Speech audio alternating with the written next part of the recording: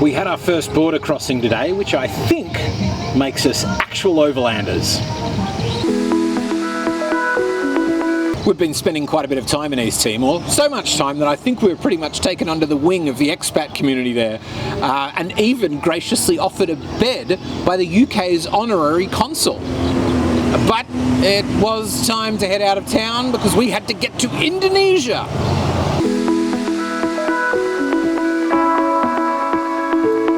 It is time to leave Dili.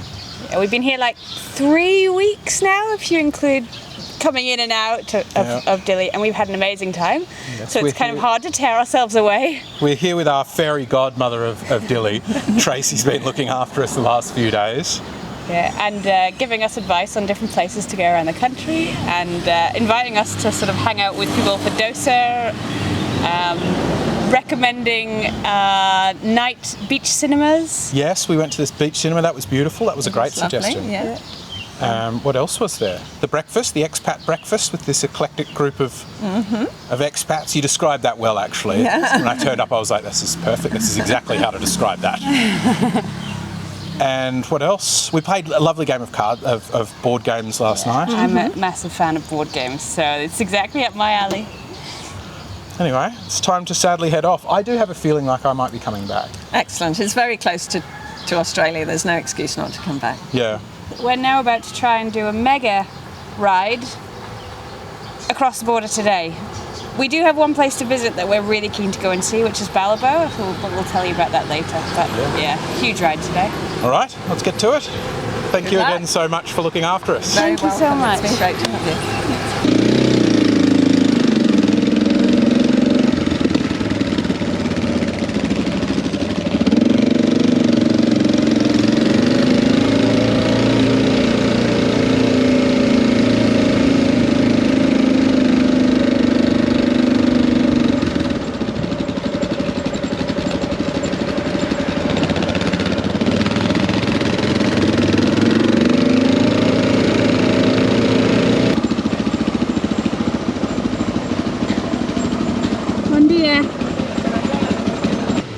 Full? Okay.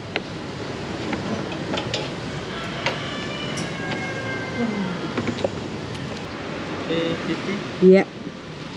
Forget it. 20, 40.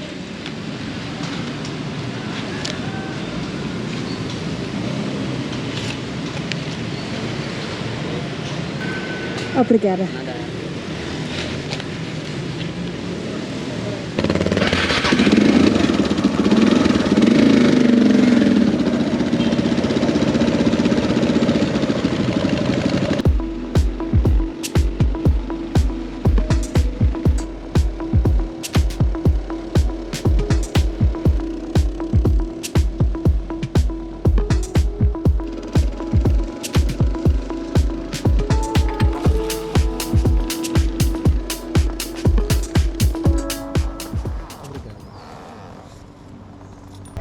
Obrigado.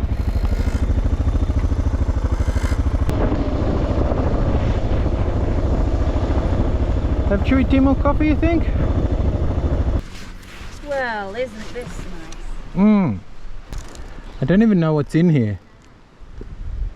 It's fish? I assume fish. It's by the ocean. That's what you'd think, right? Ah. Oh, my head. Bom dia. Bom dia. Dua café, favor. Stopped for some roadside chewy coffee, which, as you'll probably see, the Timor coffee is just straight away grounds in the cup. You got teeth, you don't need a filter. And then we've bought some of these at this place we stopped at, which is this cool way of cooking rice that is in whatever that leaf is. And These sort of fronds, right? yeah, I think palm tree or something. Yeah. Which is beautiful, gives a lovely flavour to it. And what we're adding to it, which they didn't even object at all, was that I was bringing fish from down the road, I think this is probably maybe how you open it. We think it's fish. We don't know. I just saw them cooking it, and I thought we're stopping soon for chewy coffee. I can have some food. I don't know what I'm doing here. And then maybe I've been had, haven't I? We just bought some paper. Yeah, it's leaves all the way down. Honestly, what it is. There it is. There it is. Look at that. Oh, It's going to be flavoursome, I think. that looks great. So yeah, this is going to be our Lunch. lunch. Thanks a knot.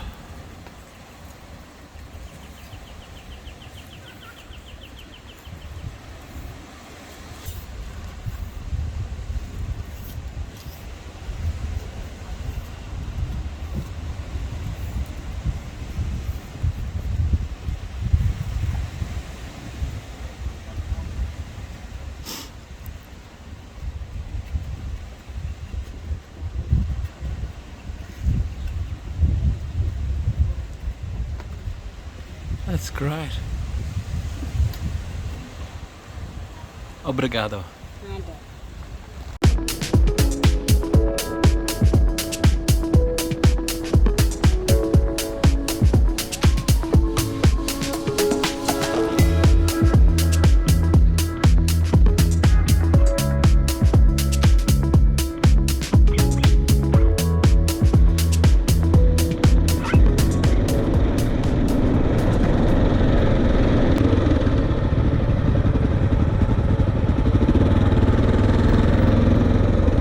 You might have heard the name Balibo before.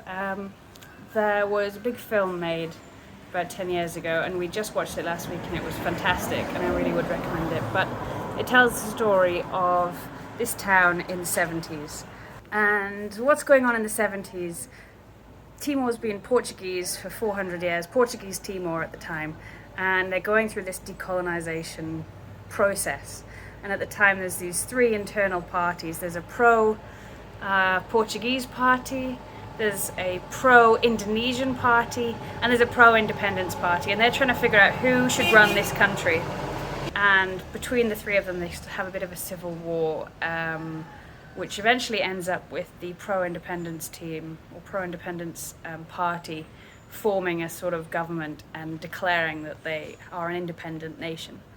This new nation is being perceived as a massive threat, which doesn't really make a whole lot of sense because it's only about 1 million people in Timor, tiny country. But if you think about it, you're in the middle of the 70s, it's the height of the Cold War, the next door neighbour, Indonesia, has just wiped out about 1 million leftists so that they could purge their communist party from their ranks, only 10 years before.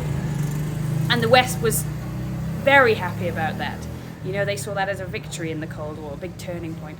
So the idea that this new nation, which is newly nationalist, which is making these words about being communist, is quite frightening to the West, to Australia, who is this neighbour right next door. Is this a new Cuba? So there's the context for an invasion. Indonesia seizes upon all the confusion that's going on in the country and decides to invade. Firstly, it's doing these small hit and run attacks where it crosses the border, attacks and runs back. And Australian journalists are very interested in this story. So 5 journalists head to Balibo, which is right on the border, to see if they can film evidence that Indonesia is invading the country, because they are saying we're absolutely not doing that. So that's how they end up here. So it's just these 5 guys on this border town drawing an Australian flag on the wall to try and say if there is an invasion, we'll hopefully see we're journalists, they'll wash over us. Before dawn, on the morning of the 16th of October 1975, forces from Indonesia cross the border, come straight through Balibo and shoot the 5 journalists. So what follows then is this massive cover-up, because the Australian government actually wanted Indonesia to invade East Timor. They saw it as a way of getting rid of a communist threat from right on their doorstep. So to them, the death of 5 Australian working journalists was not important, and they were very happy to sweep it under the rug. And it's only through the work of other journalists and through Timorese who came forward and gave testimony that we ever got an idea of what had even happened here. And then after these guys are killed, 2 months later, Indonesia does properly invade the country, and another journalist is killed, Roger East, and he's basically the last journalist that's in the country, and he stayed because he had the idea that if I go, there'll be no independent person to say what's going on in the country, and he's killed the day after the Indonesians land at Dili.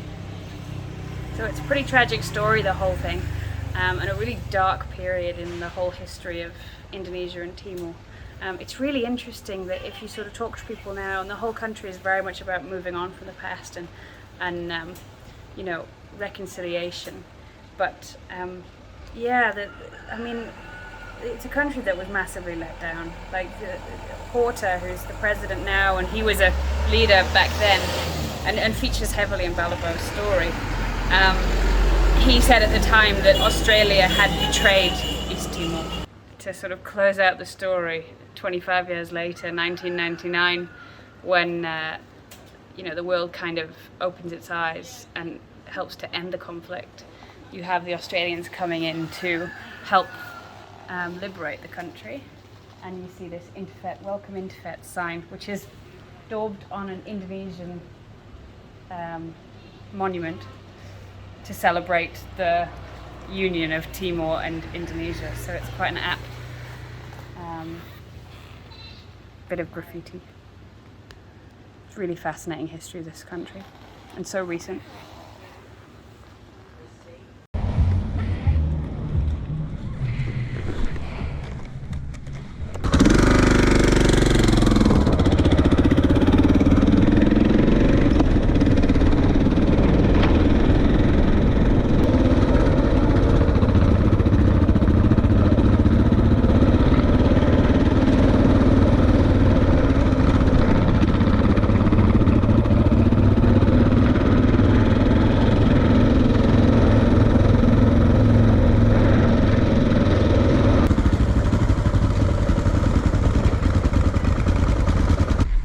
We've just arrived at the border. This is our first border crossing, so it's pretty exciting. Let's see how it goes. Here's a bit of fun. I have to take off all of my luggage, which is maybe an hour's job, and I think I have to do that on both sides of the border. Great.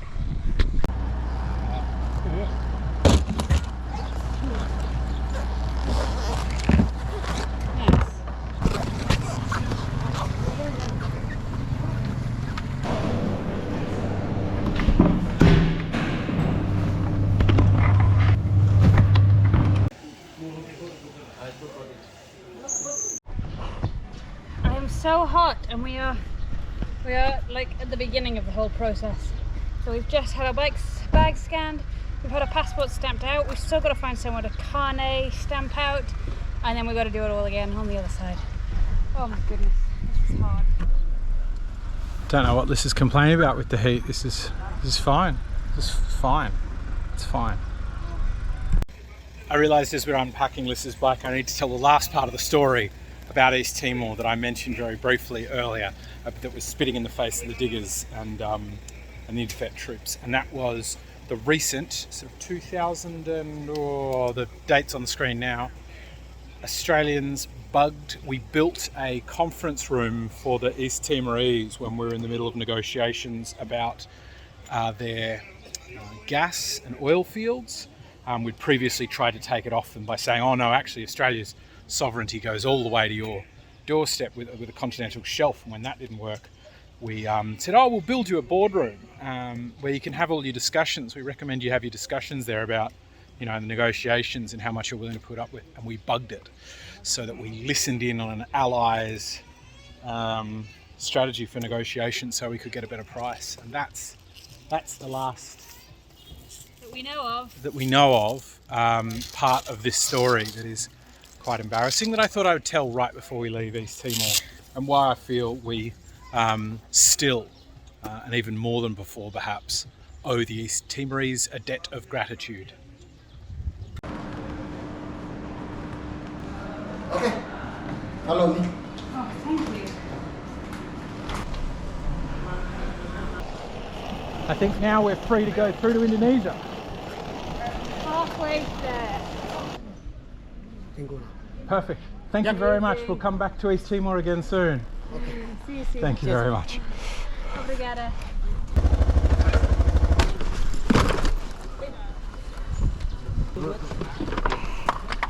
Thank you. That's okay.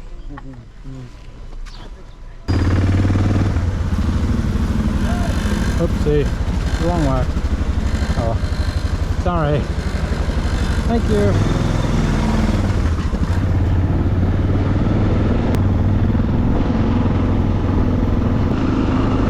Bye-bye, Timor-Leste. Hello, Indonesia. Now, once enemies, now friends.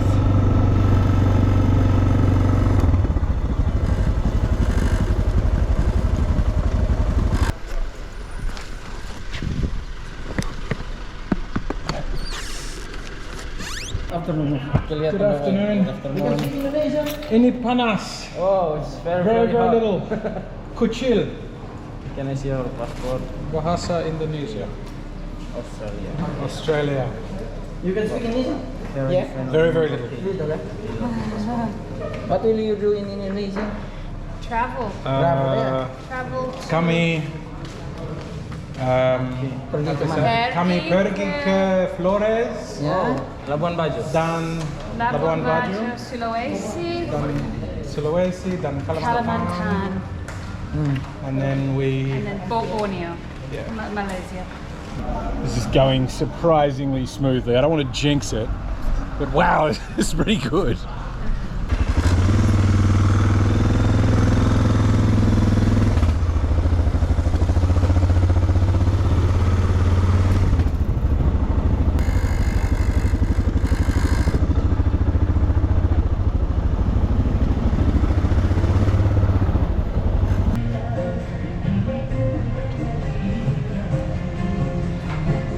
That was lovely. It was such an easy thing again.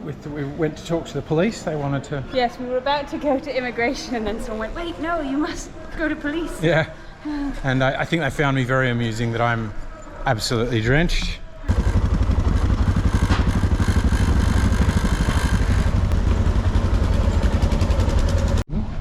What is? Clothes in this one, computer, like gadgets, toys, Oh, okay. drone, Okay. and motorbike parts. Okay.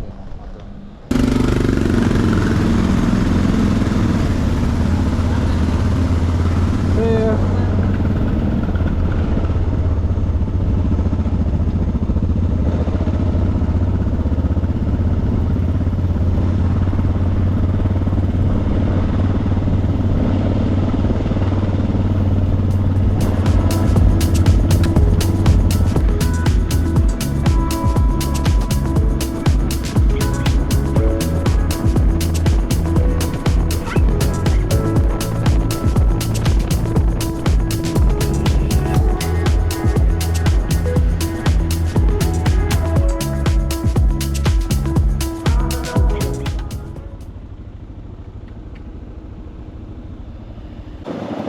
We're gonna go that way.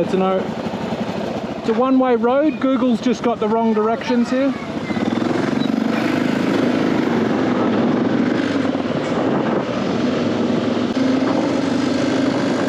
One of the things that is immediately apparent to me upon crossing the border is people seem like they're doing a lot better over here, and there seems like there's more of them. Many more people.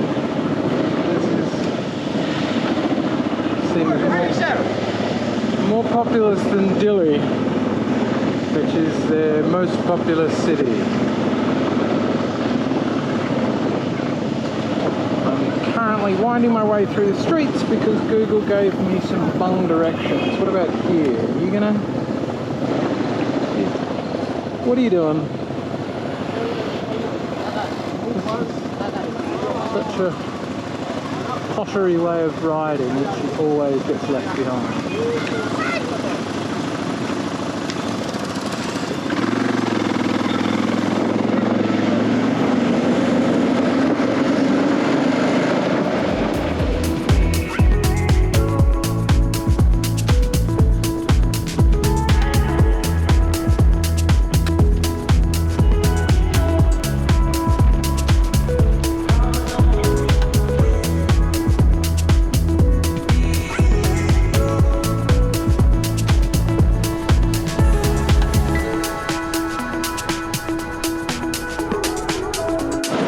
Grand Royal Hotel.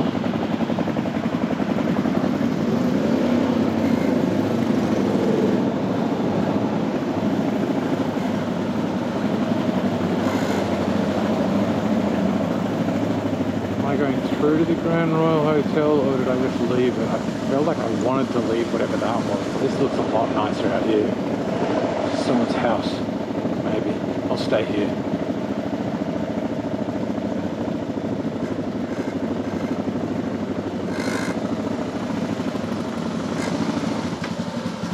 We are absolutely shattered and trying to prep for tomorrow. So Harry is putting maps on his GPS for Asia. I have been super gluing my helmet back together because I did a few boo-boos crossing the border. One was dropping my helmet on the floor and smashing the front piece out. And the other one was dropping my bike and breaking the ball joint on the mirror. So that's a job for tomorrow. We are absolutely exhausted, and tomorrow morning we've got to do another 4.5 hours at least riding to try and get on the ferry. So we're going to go to bed now straight away and try and get a good night's sleep, because if we do get on that ferry, we're definitely not getting a good night's sleep tomorrow. And that is it for this episode. We crack from Batugade to Kefa, and as you can see, we are both absolutely bushed. It's really exciting though to be back in Indonesia. We really enjoyed our time in Bali. I'm enjoying learning bits of Bahasa Indonesia, so it's great to be back, and we are really, really excited to be on the road. I know for some of you it's been exhausting, waiting and waiting and waiting, and so therefore I think you can imagine for us how frustrating and slow it has been to finally feel the road rolling away under our own wheels is just amazing. So thank you very much for that. Thank you particularly to our patrons, as always, our top tier patrons. We've got 2 new top tier patrons this week. Thank you very much this week, Mick and Mum. Yeah, it's great, very, very generous of you to support us, as well as all the rest of our patrons helping bring this content to the rest of YouTube. Now we've got a few more problems coming in upcoming episodes. We've got to get to Flores, from there crack on through Sulawesi. We've got visa, narrowing timescales for visas, beautiful roads and challenges ahead that I hope you'll enjoy. I think you will, actually. And if you want to make sure you don't miss these, somebody saying, I don't know when your episodes were coming out, which I think was just a lovely way to let me say this, which is ring the bell. Do a little bell thing will make sure you get a notification. Just subscribing means YouTube may show you this stuff. Putting the bell is like, definitely show me this stuff. Yeah, that's it. That's it. That's me wrapping up the episode. This is the outro. See you next time.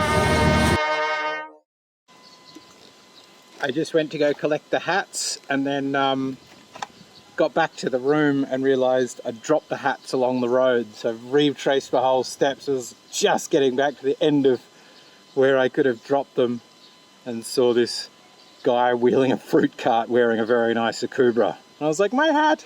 So I bought my hats back off him. I think he made a cool $20, and I was just very happy to see them.